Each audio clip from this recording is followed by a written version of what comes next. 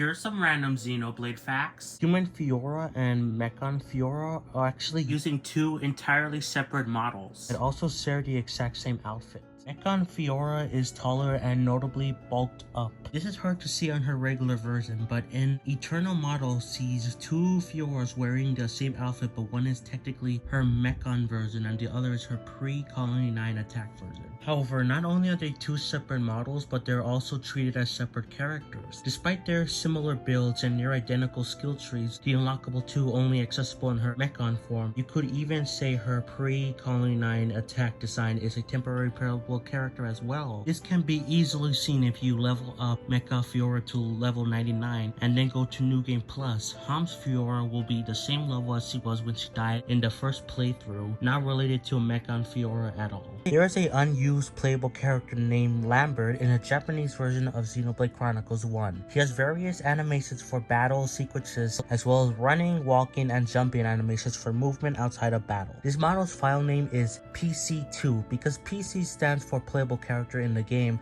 This is the case that he was playable at one point. It's unknown if he was intended to be in the final game or if it was simply there for testing purposes. His model was found in work.pkb, which is only found in the Japanese version of the game. Bionis and Mechonis seem to represent the Taoist idea of yin and yang. Yin is masculine and usually presented as white, and yang is feminine and usually presented as black. Bionis is white and ruled by Zanza, a male, and Mechonis is black and ruled by Maineth, a female. Additionally, Mechonis and Bionis are equal in strength and become locked in combat, thus unable to defeat one another. This may parallel the idea that though yin and yang are different, they complement one another and therefore one cannot live without the other. After the final fight with Zorg, if the player speaks to Desiree in Colony 9, she'll mention that her father was a blacksmith and died during the Battle of Sword Valley a year ago, and that his smithy was called Zorg's Smithy. This implies that Zorg is Desiree's father and was captured at Sword Valley and turned into a face mechon just like Munkar, Fiora, and Gato. There was a scrapped plotline revolving around Ryan in Xenoblade 1. In an Iwata As, there was a comment of an early plot where a certain character, which is Ryan, would choose to betray the party. The storyline basically went like this.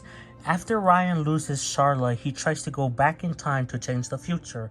However, they find out when they try to do this, it would result in even more lives being lost, and Soak opposes this.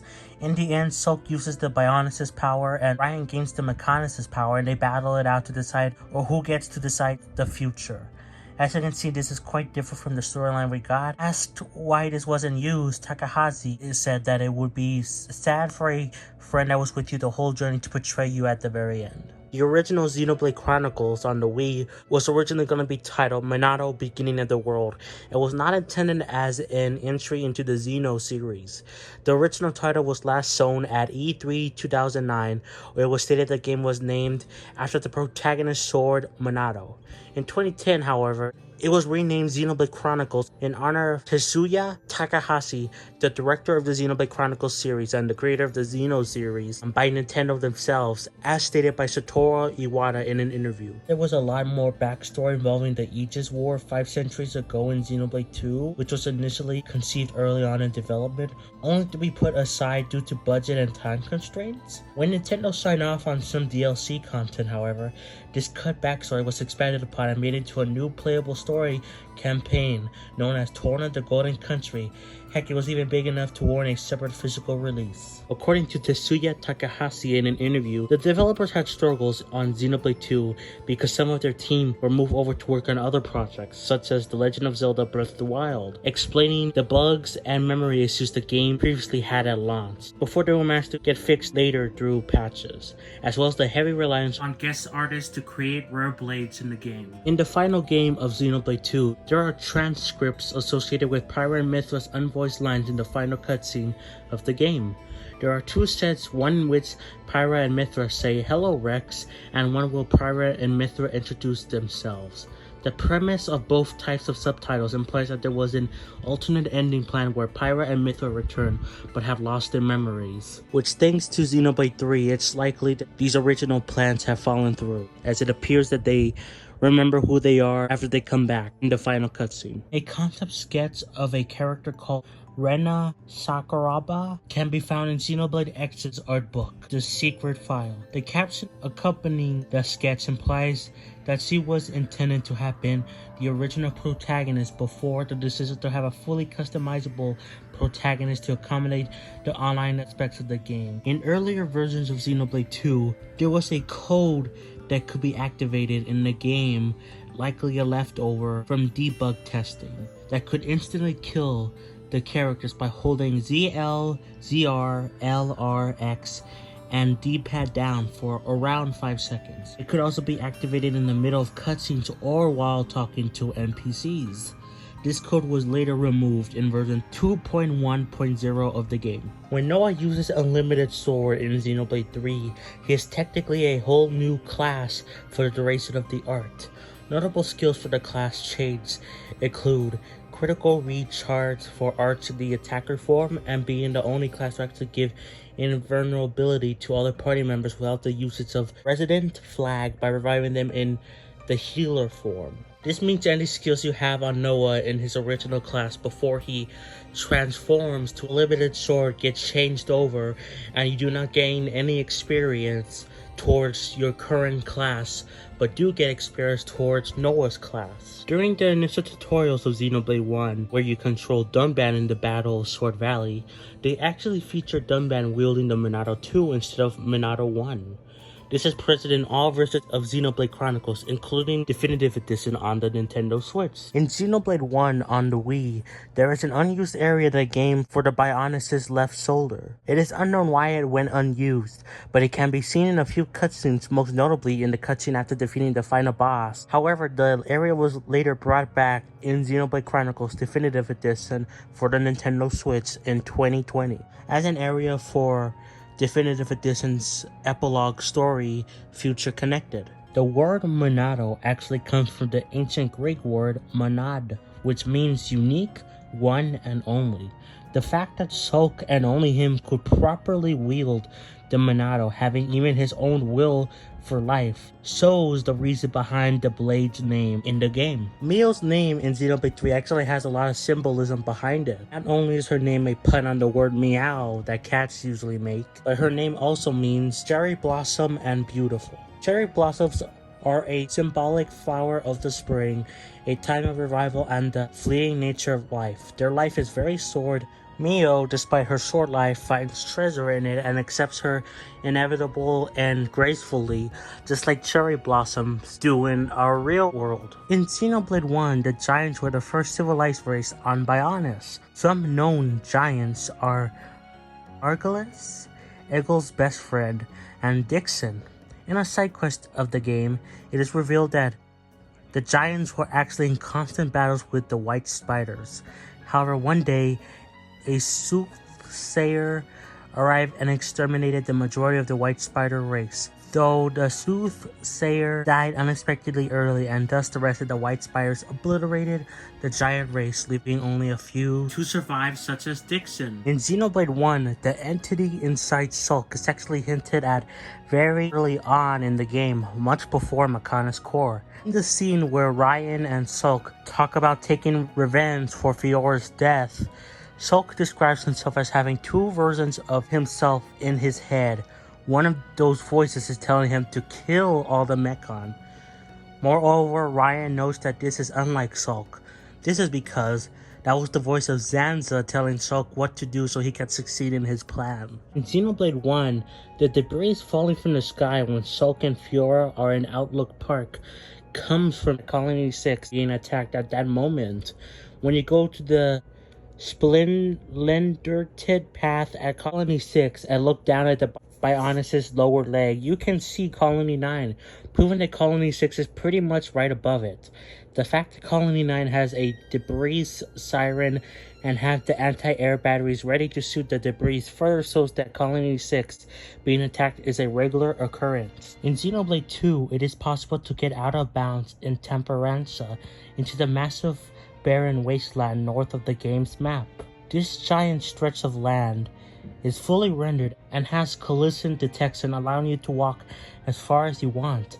but no in-game events happened in this location, leaving the reason to why it was included at all unknown. In a 2012 interview, executive producer Tetsuya Takahashi admitted to experimenting with a turn-based battle system for Xenoblade 1 that allowed the player to see into the future of the battle. The idea was ultimately scrapped, however, for a real-time battle system. The reason as to why is still unknown. In Xenoblade 1, the achievement for filling out all 8 gem slots for any character, called Truly Outrageous, is a reference to the 1985 cartoon Gem and the Holograms, which featured a theme song including the phrase "Gem, she's truly outrageous, truly, truly, truly outrageous." Xenoblade 1 is the only game in the franchise where the box art features no main characters whatsoever.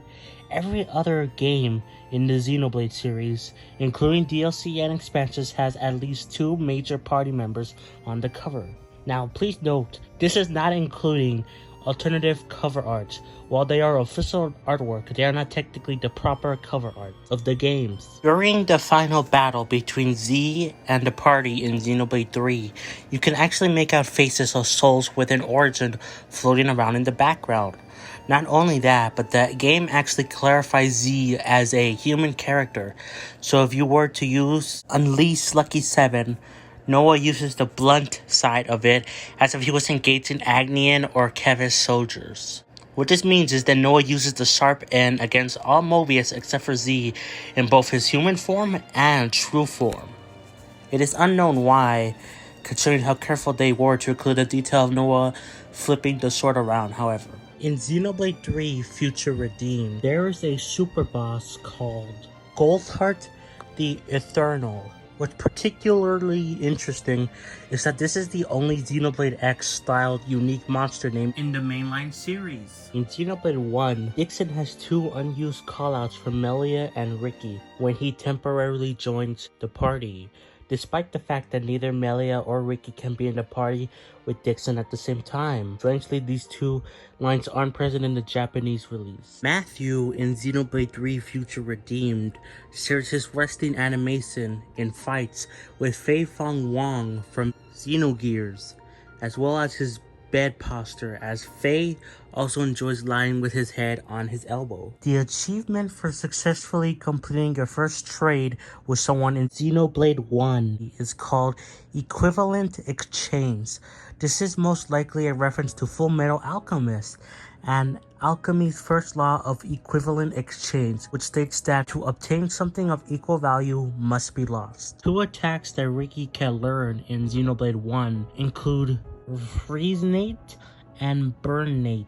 These 2 attacks are possible references to Trogdor, the Burninator of Homestar Runner fame, who would often be accompanied by phrases like Burninate or Burnination.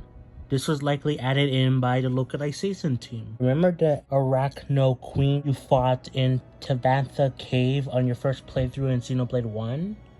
Well, on a post-game side quest, it is actually revealed that another spider is fighting with a goggle to be the successor. This quest is called Battling Brutes, and you must talk to Julan in the Bionis leg first to activate it. Galgar in Future Redeemed actually uses lots of animations from Melia, Shulk, but mostly Dunban. Specifically, he reuses Dunban's animations with the Monado at the beginning of the game, which is actually a cool case of asset reuse since not many players would remember Dunban's Monado animations from very early on in the game. Xenoblade 1 wasn't originally going to come to America. It was only thanks to the fan campaign known as Operation Rainfall in 2011 that it, along with The Last Story and Pandora's Tower, were brought outside of Japan and Europe to America. You see, the campaign was originally acknowledged by Nintendo, but they initially announced that they had no plans to bring all these games over thanks to the fans. However, making an outcry for the games. Nintendo realized that the games had potential, and so eventually brought them over one by one, starting with Xenoblade. In Xenoblade 3 Future Redeemed, a radio appears near the ending of the game, and while it gives us a ton of references and callbacks to previous Xeno games, there's a very clever hidden one in that the radio frequencies on the radio itself are actually the release dates of every Xeno game, starting with Xenogears in 1998, Xenosaga in 2002, Xenosaga 2 in 2004, Xenosaga 3 2006, Xenoblade 1 2010, Xenoblade X 2015, Xenoblade 2 2017, and of course Xenoblade 3 2022.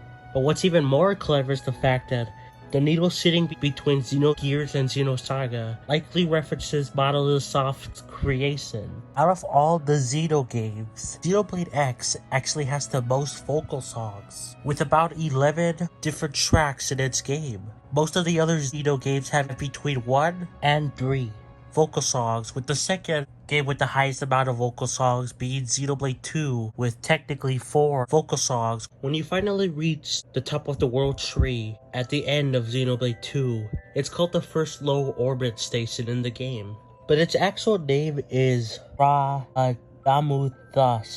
who is the right-hand man to Kronos, the ruler of Elysium in Greek mythology. He also became one of the judges of the dead. But what's most interesting is the fact that there's actually 2 other orbital space stations as confirmed by the Siren model kit of Xenoblade 2.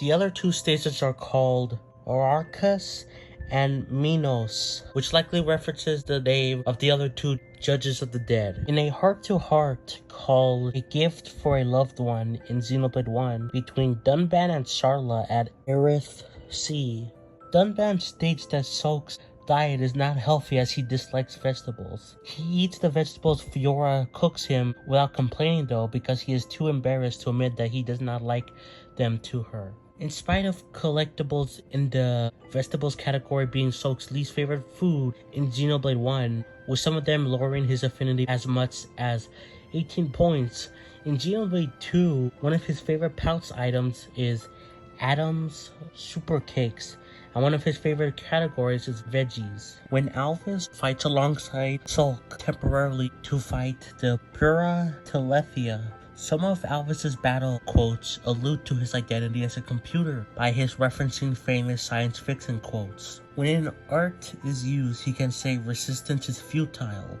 This is also a quote said by the Borg from Star Trek. And when dodging an attack, he can say, "I'm afraid I can't let you do that," which may be a reference to HAL 9000 from 2001: A Space Odyssey. The name Alvis is of Scandinavian origin, with the Old Norse meaning all-wise. This could be a representation of his character as a seer, advisor to the Emperor, and as the main guide of Sulk's journey. The German word Alvistenheit may also be a reference to his name, Alvis, since the first and second syllables, Alvis, are pronounced just like his name. The meaning of Alvistenheit is omniscience, which fits his personality since Alvis knows everything about the entire world and its history. So if you played the Xenoblade series, you know that Xenoblade 1 and 2 are parallel universes, and eventually merged together in Xenoblade 3. However, did you know that a multiverse was always planned from the beginning of Xenoblade 1's creation? It is confirmed in Xenoblade 1, The Complete Guide by Tetsuya Takahashi, released in July 24th, 2010, that other worlds do exist in the sealed universe within Sulk's world, but Sulk and his friends cannot perceive them even though he did open the sealed world using the Monado 3. These worlds are free to be explored in the new universe teeming with diverse life and new possibilities, said Takahashi himself. So the multiverse was always planned from the beginning, not just brought up in Xenoblade 2. After all, Vandom from Xenoblade 2, real name is actually Aquila Paronet Sol Esterol, and he's actually an Orion noble from the Parnent family. The name Vandom was inspired by someone he looked up to as a child. In Xenoblade 3, Uni is the only high Entia among the soldiers that has large white wings instead of them matching her hair color. However, as can be seen in her concept art and to an extent in-game, the tips of her feathers still match her hair color, but is much similar to high Entias of the past, like Melia. A in Xenoblade 3 Future Redeemed, as a derivative of Antos, who is stated to be in between the male Logos and female Numa. A likely carries both male and female aspects. What A identifies as, however, is never stated in the game, and A is exclusively referred to by name rather than pronouns. This is true for both in-game dialogue as well as other official sources such as marketing material. However, according to the game files, the internal values assigned to the gender of A is 1, which is used for female characters. Elma is the only rare blade in Xenoblade 2 to not have any unique quotes from other characters during her post-battle conversations, as all of the quotes from other party members during her post-battle conversations are recycled from other post-battle conversations. She is also the only rare blade to never have her name called out by her driver when switching to her, with her driver instead saying a generic blade switch quote. Charla's Japanese voice actress, Akeno Watabe, also voices Ga Buni in Xenoblade X, Monica Vandom in Xenoblade 3, and Panacea in Future Redeemed. In Future Redeemed, it makes a lot of sense, especially because Panacea is most likely Charla and Ryan's daughter. In Japanese, Glimmer shares her voice actress with both Pyra and Mithra, as well as their complete form, Numa, in Future Redeemed. In English, however, she is voiced by a different actress from them, but is still voiced in a manner very similar to that of Mithra. This makes complete sense as she's most likely Rex and Pyra's daughter. Morag is the only playable character in Xenoblade 2 who lacks driver arts that can inflict launch. This also makes Morag the only permanent party member who does not have access to every single stage of the driver combo. Miyabi is the only hero that joins the party after completing an Ascension quest instead of a hero quest in Xenoblade 3, as she joins the party after completing side story Mio. Nia in Xenoblade 2 is the only playable character in the entire franchise who technically has 3 different sets of field animations. Just because Nia in her driver form, on foot, and her riding Dormark have 2 entirely different animation sets, and Nia in her blade form is slightly different than her driver form animations. No other character in the franchise has this distinction, including Xenoblade X. Mechon joints in Xenoblade 1 are actually their weak points. Most cutscenes where generic Mechon are fought, you can oftentimes see various characters targeting the joints of the Mechon, causing them to explode. A major example of this can be seen when Dunban meets the party outside the Ether Mines and attacks the Mechon force by slicing their joints and connectors. Uni in Xenoblade 3 actually has no power frames present on her as a child. This is particularly odd as Noah, Lance, Yorin, and everybody else has some form of power frame on them at that same time. In Xenoblade 3, all 6 Ouroboros forms feature the Ouroboros symbol directly above their eyes, presented seemingly as a second set of eyes.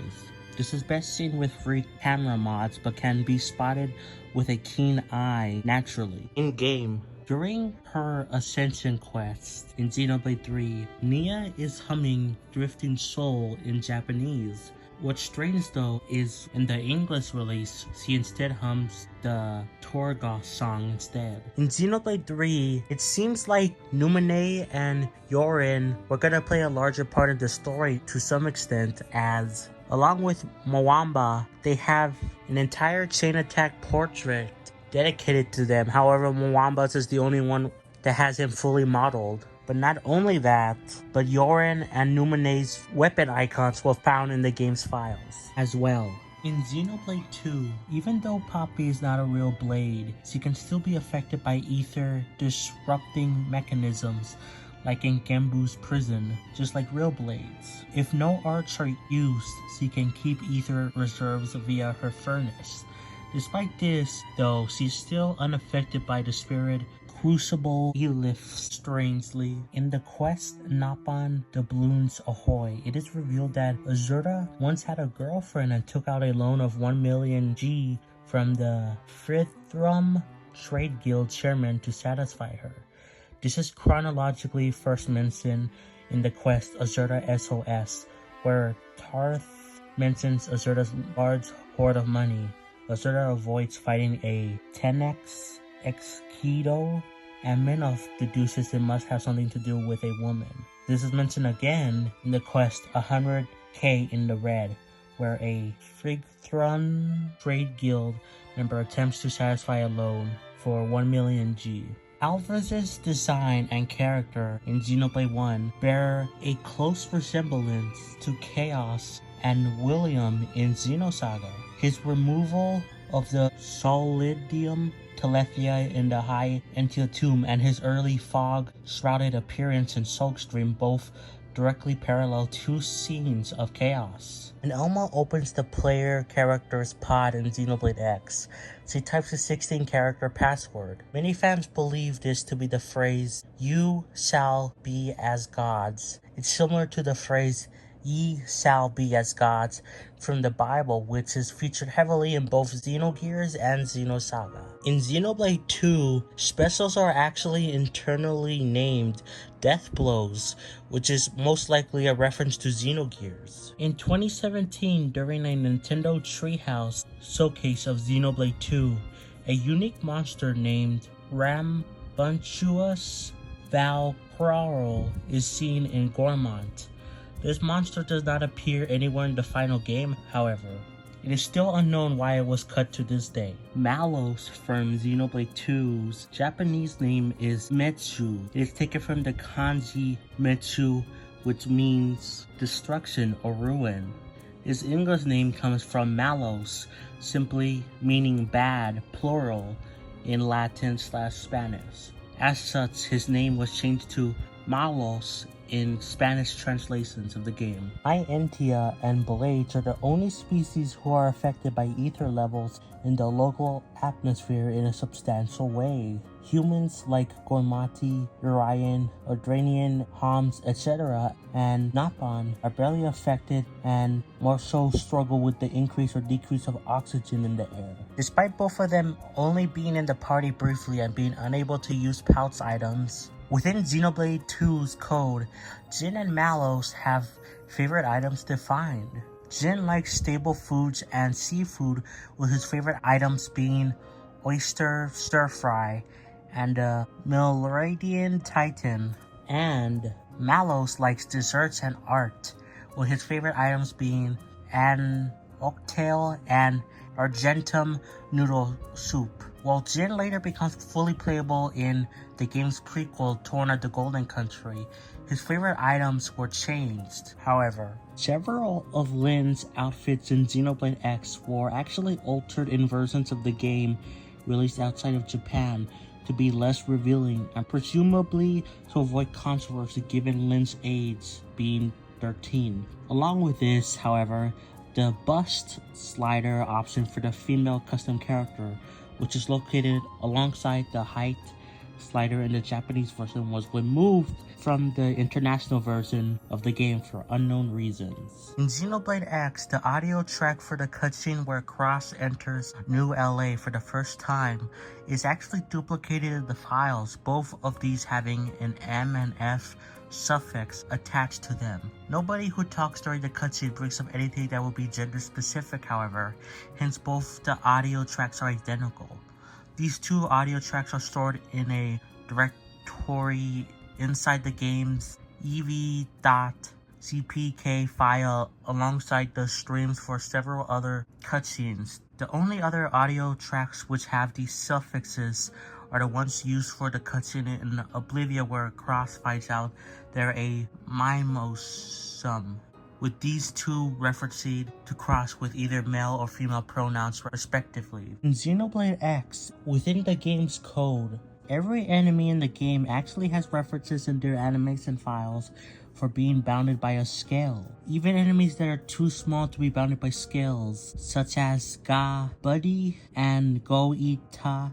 Even if smaller enemies could be bounded by scales, however, the animations for Go Ita would still go unused, as she is only fought once before the player gets access to the scale, and a time attack mission which lets you rematch her prohibits scales. The new 3DS version of Xenoblade 1 actually has a few exclusive features to it, such as using the bottom screen as a map, as well as displaying party member information such as the level, HP, and character's portrait with the reflected tension, chains, and the inflicted status effect. The new collection mode is another new feature, allowing the ability to view the game's 3D models from any angle in the model viewer, and listen to the music score in the jukebox via a token-based lottery.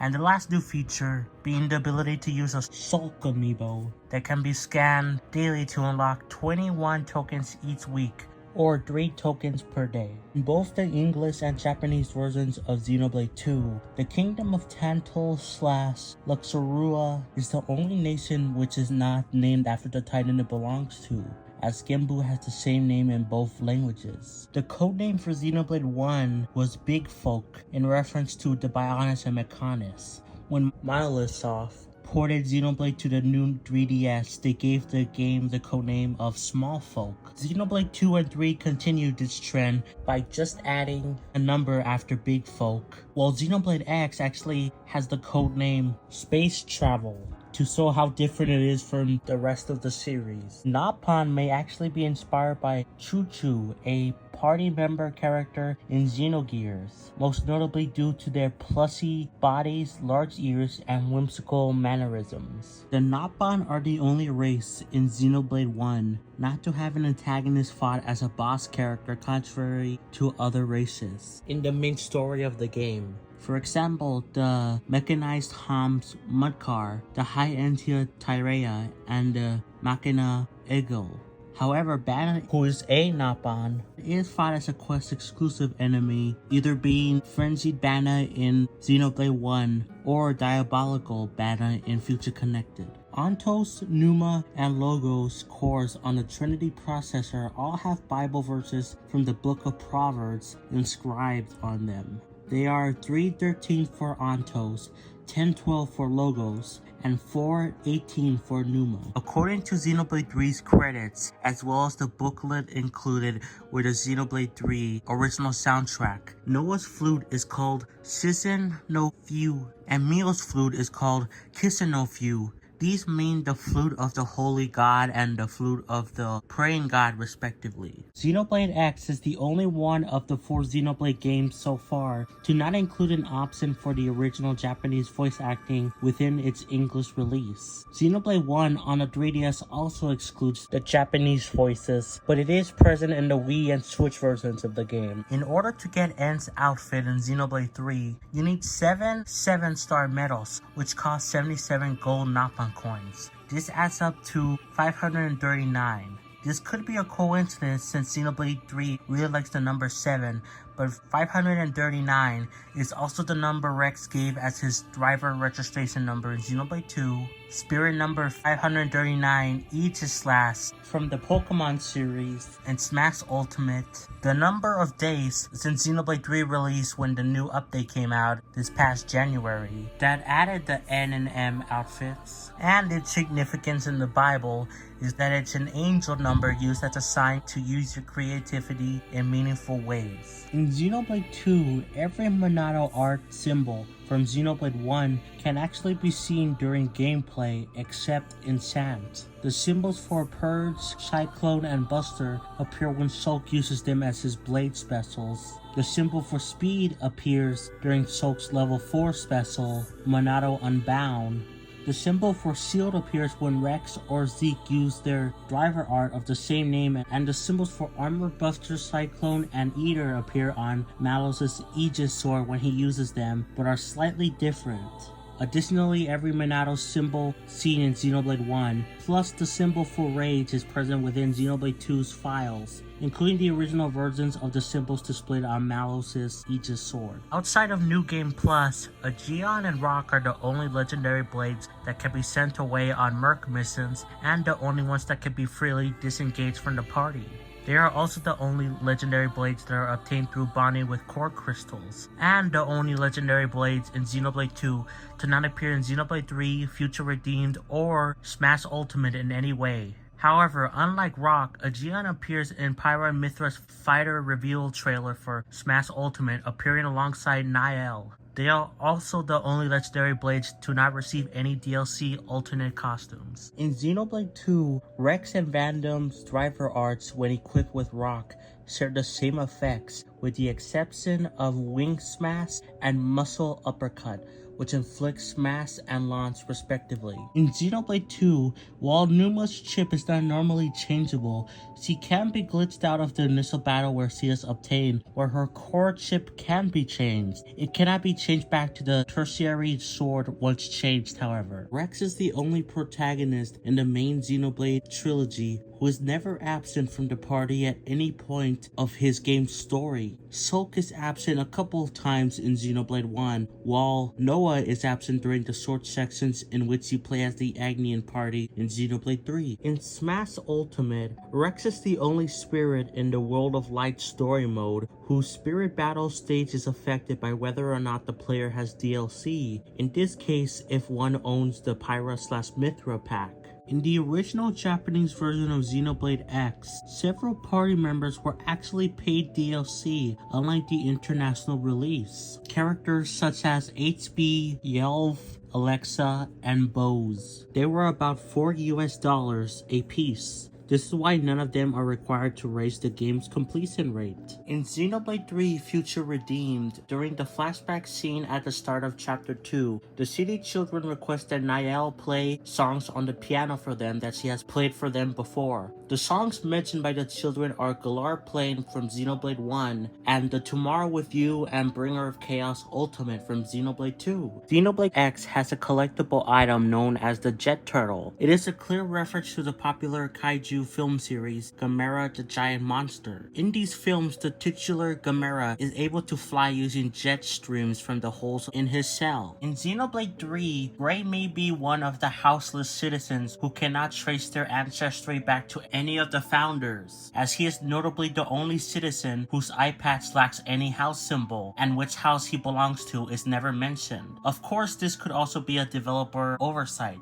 In Xenoblade 3, the Mobius, D, and J fought during stage 140 of Gauntlet Pro has the highest HP, strength, and healing power stats of any enemy in the entire Xenoblade series. As revealed by Tetsuya Takahashi in the Xenoblade 3 official artworks Ionios Moments book, the phenomenon that manifested the Fog Beast in Future Connected originally also happened in Allrest at some point after the events of Xenoblade 2, with monsters from Bionis being projected to Allrest as Fog Beasts. He notes, however, that this event wasn't portrayed to us. Despite the indication that Agniritha was destroyed after Ego began to power the Mechanicist's functions, it is still possible to return to Agniritha after the flight of junks through the ventilation conduit. It is also possible to explore the central factory all the way to the central gate, with the elevator and path down to Mechanic's field being blocked by crates. This means that both Agniritha and central factory can be explored while the Mechanicus is supposed to self-destruct. The consoles from Xenoblade 3 are very similar in role to the Testaments from Xenosaga, as both are a group of dead individuals who are revived by the respective leaders whom they serve and keep the world in a perpetual cycle. The console's designs bear variations of a resemblance to the style of outfit worn by said organization, as well as Garoth from Xenogears, most notably D P. The symbol that appears on the Monado when Monado Purge is activated is a kanji that means destroy/break/rend. In the Japanese version of Xenoblade 1, this art is described as the Monado shockwave destroying/breaking the aura of an enemy. Cosmo's favorite pouch item in Xenoblade 2 is Master's Curry. The Japanese name is Sunin Curry, which can also mean Chief's Curry. This is a nod to Sion's Curry from Xenosaga, as he is also called Sunin in Japanese, translated as Chief in English.